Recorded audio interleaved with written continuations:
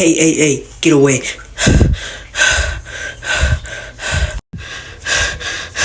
Hello, internet, and welcome back to the fucking traumatization theory. And today we will be learning about SCP-096.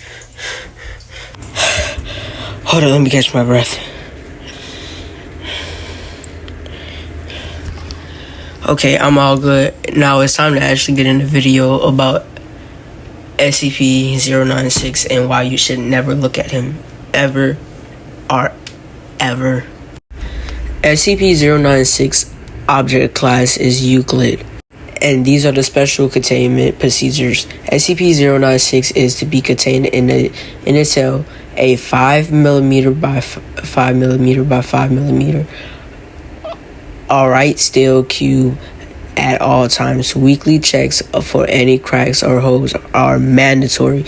There is to be absolutely no video surveillance or optical tools of any kind inside of SCP-096's cell, and you will figure out why there's not supposed to be any surveillance video in this SCP cell. Security personnel will use per installed procedure sensors and lasers detectors to ensure that SCP-096 is present inside that cell. There is this doctor with no name on the wiki, but I'm gonna call him Dr. Mike. Any and all photo videos or recordings of SCP-096's likeliness are strictly forbidden without approval from Dr. Mike and 504. And they describe SCP-096 as a humanoid creature measuring approximately of 2.38 meters in height. For roughly example, that is basically almost the height of Wemby. If y'all don't know who Wemby is, he's a basketball player that is 7'2", I think, but SCP-096 is 7 foot.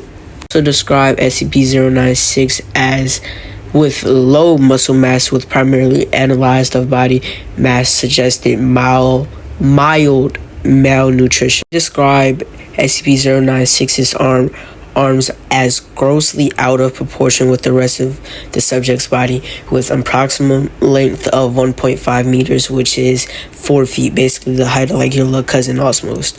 They also describe SCP-096's skin as most likely devoid of pigment with no sign of body hair.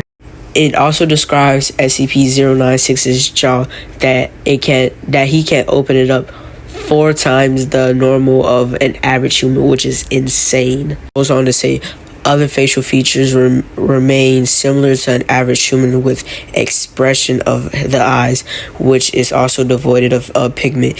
It is not yet known whether or not SCP-096 is blind or not.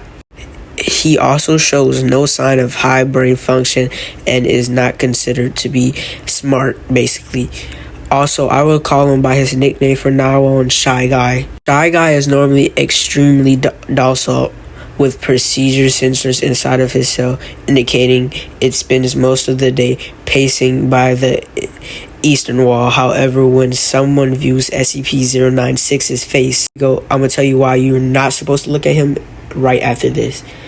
Whether it's be directly via video recording or even photograph, it will enter a stage of considered emotion distress. SCP-096, aka Shy Guy, will cover its face with his hands and begin screaming, crying, babbling, all types of noises. Approximately 1 to 2 minutes after the first viewing, SCP-096 will begin running to the person who viewed its face, who will from this point on be referenced to as SCP-096-1, which that means if you see his face, you're fucked no matter where you are. You could be in space, he will find a way to get you and kill you.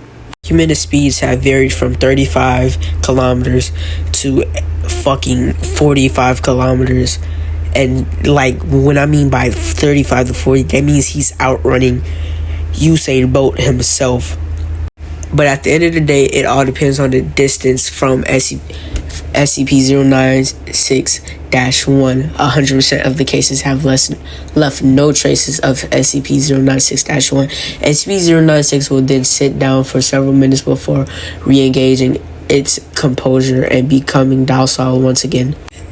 It will then attempt to make its way back to its natural habitat, and due to the possibility of mass chain reaction, including branches of Foundation surveillance and large civilian loss of life retained of subjects, should be considered alpha a priority, which basically means that anyone who sees his face while he is trying to kill the person that first seen his face is murked. So yeah, and that's basically why you're not supposed to look at SCP-096. Bye, and that's the end of the video.